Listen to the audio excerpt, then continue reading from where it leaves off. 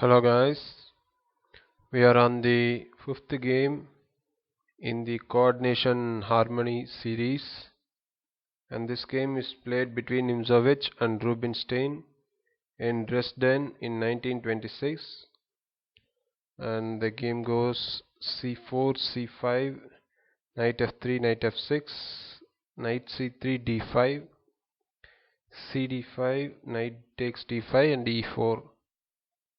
A revolutionary Nimzowitsch novelty, he wasn't afraid to play with the backward pawn. Some advantages would be gained, including space and an accelerated development. Now knight b4. Here knight takes c3 and d takes c3. This move leads to pawn symmetry, but black will have problems with his advanced c pawn. It causes issues on the b5 and d5 squares, and c4 will be a perfect spot for the white knight, bishop or king in the endgame. And that piece would be safe after advancing a4 pawn. Numerous games even at the top level are proof that black's position is uncomfortable. Here if instead of taking d takes c3, if white takes b takes c3, then g6 and then d4 will transpose to Grunfeld. Now bishop c4, e6. This is too passive.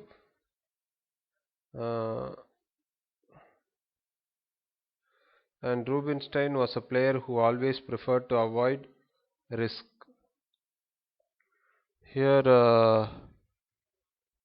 knight d3 check was logical. After king e2, knight to f4 check, and then king f1, and then with the idea of d4 with tempo leads to very interesting lines. Some gambits can be found among them.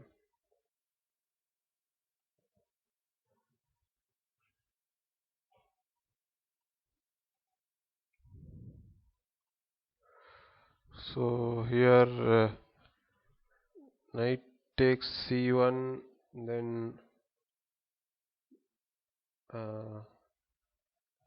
rook takes c1, knight c6, and bishop to b5, bishop d7, bishop takes, now d4, cd4, and queen d4 is slightly better for white.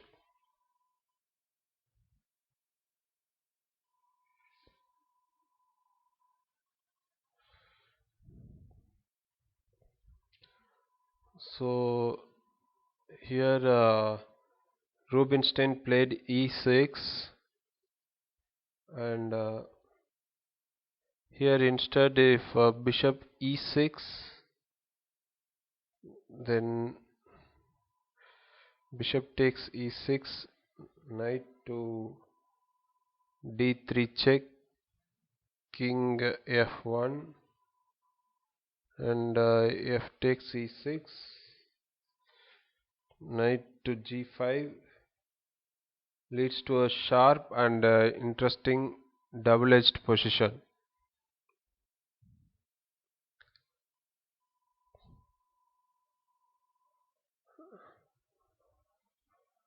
And then here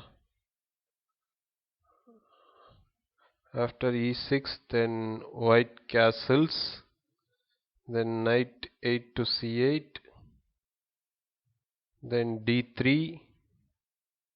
The idea is to push at d4, preparing it with a3 and bishop e3. Knight d4. Of course, this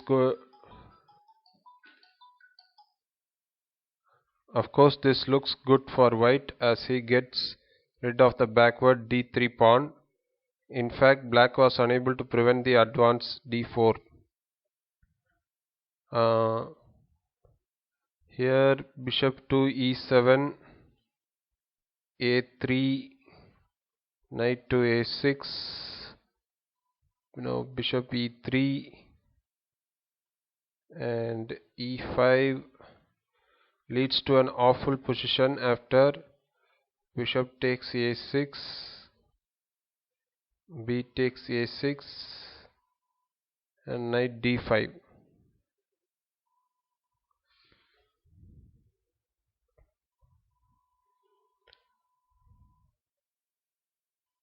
So after knight d4, then knight takes d4, c takes d4,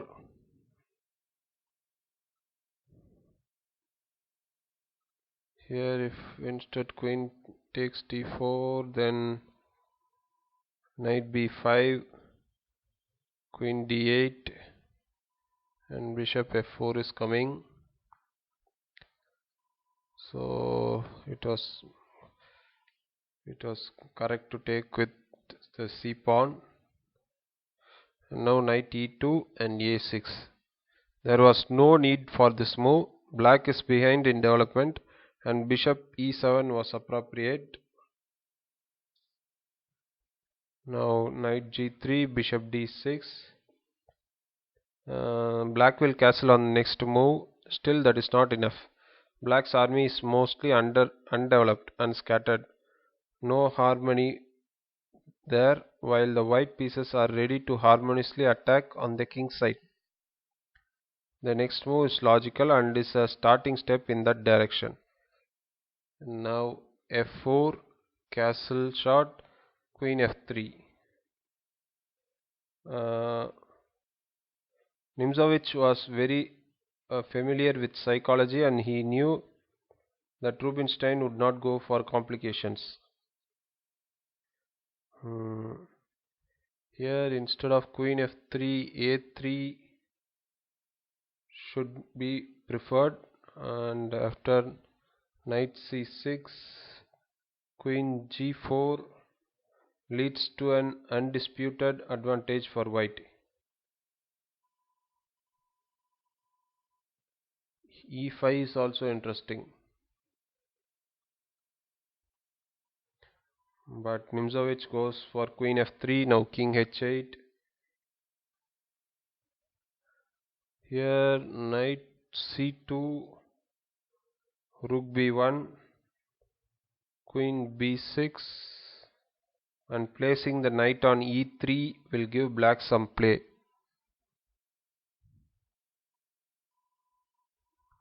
After king h8, bishop d2.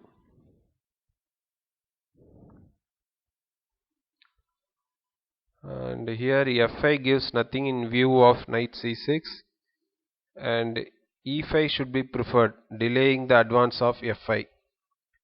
Now f5 by black. That was Rubinstein's idea. It looks very logical. The f4 pawn is now blocked and the entire white army behind it looks passive. Still black is behind in development. Now rook a e1. Now knight c6. Now rook e2 and queen c7, ef5, ef5, a very interesting position and one of the most fabulous positions ever. Black has advanced some pawns and visually has more space. Space without development is nothing. Actually, the gained space would just cause problems. Advanced pawns cannot be moved back and there are a lot of weak squares for black to cover. Look at the squares d5, e6, g5 and h5. Look at the a2 and g8 diagonal. It is also important that the white queen controls the important light squares. The rooks will dominate on the e file. The d2 bishop awaits its mission. There is practically no harmony in black's camp, while white's entire army work well together, well with the exception of the knight. So what about the knight? that the scene is set for one of the most beautiful maneuvers ever played. Now knight h1. Chess and its beauty in the purest form. The knight was bad on g3 and it is now on its way to an oasis, that is the g5 square. Now bishop d7, knight f2 and rook e8. Black logically responds by finishing development. Now rook fe1, rook takes c2, rook takes c2, knight d8, and now knight h3, bishop c6.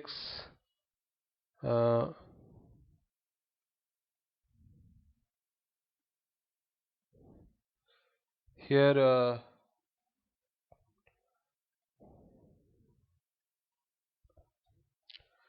white's queen is forced to a better square. Here even h6 doesn't help, doesn't prevent knight g5, since knight g5, after knight g5, hx g5 is a blunder because of this queen h5 mate. So now after bishop to c6, queen h5, white has done a lot to synchronize the activities of his troops, while the black army is still in disharmony. g6, this was black's point, opening the 7th rank to protect his king, but new dark squared weaknesses have arisen. Black is in big trouble. Queen h4, king g7, queen f2.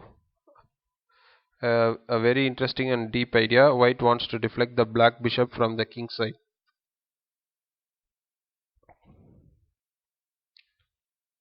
And now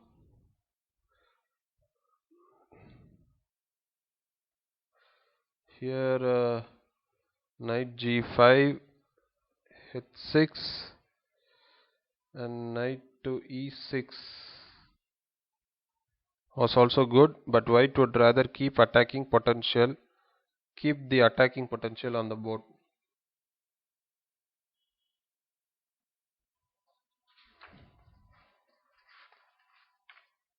After queen f2, then bishop to c5, now b4,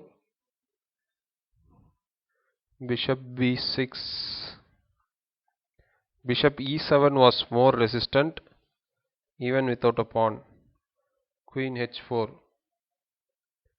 a strange mistake by Nimzowitsch, but if he wouldn't have played this move, it wouldn't have led us to see a very beautiful game. Here queen e1 was winning at the spot.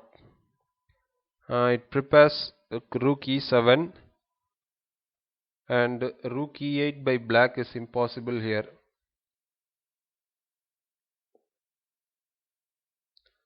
But Nimzowitsch made the mistake of queen h4, then rook e8, then rook e5, then knight f7. Now here if at all rook takes e5, then f takes e5, queen takes e5, queen h6 check, king h8, queen f8 mate, knight f7 was logical. Here instead of knight f7, queen d7 was best, preparing to reactivate the b6 bishop. White would then require a special effort to convert the superior position. A big part of the advantage would have been lost. Bishop takes f7. This is actually good news for white. His light squared bishop is no longer needed. The game will be decided by occupying the dark squared weaknesses. Now queen takes f7, knight g5, queen g8, rook takes e8, bishop takes e8 and queen e1. Now the queen infiltrates. Now bishop c6.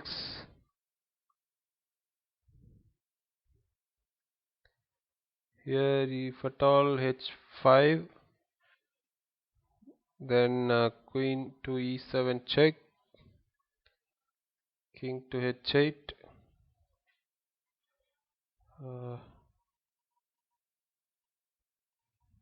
I'm sorry, king to h6 and queen takes b7.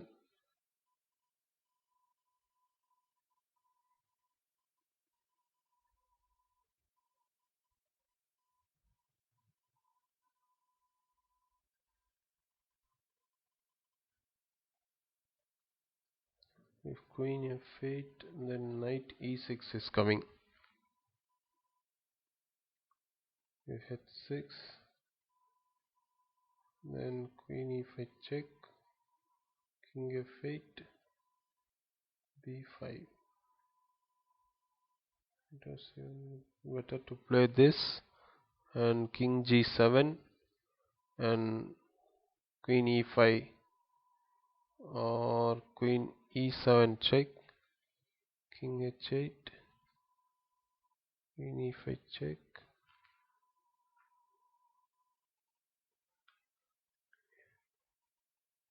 With this, then queen takes e8.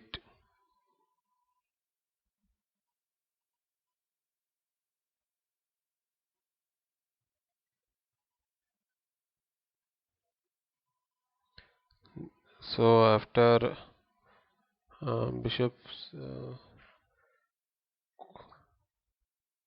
queen e1, now bishop c6, queen e7 check, king h8.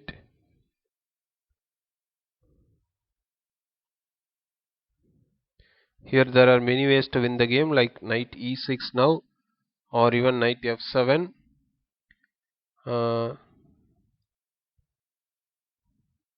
But Nimzowitsch goes for another idea, b5, and now queen g7. Here if a takes b5, then knight to e6. After h5, then queen f6 check, king to h7 and bishop to b4. This is winning for white.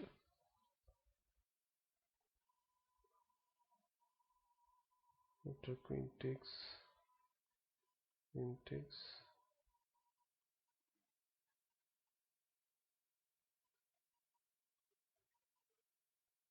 No other move there, any random move. Here knight g5 check is coming. After this is coming. There's no use. So white, that was the point of pushing b5.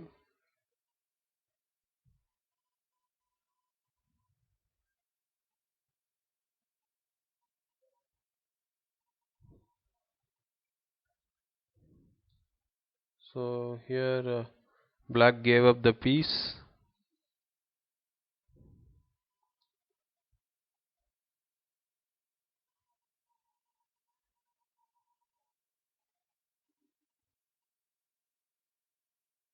And now the endgame is winning for white very easily.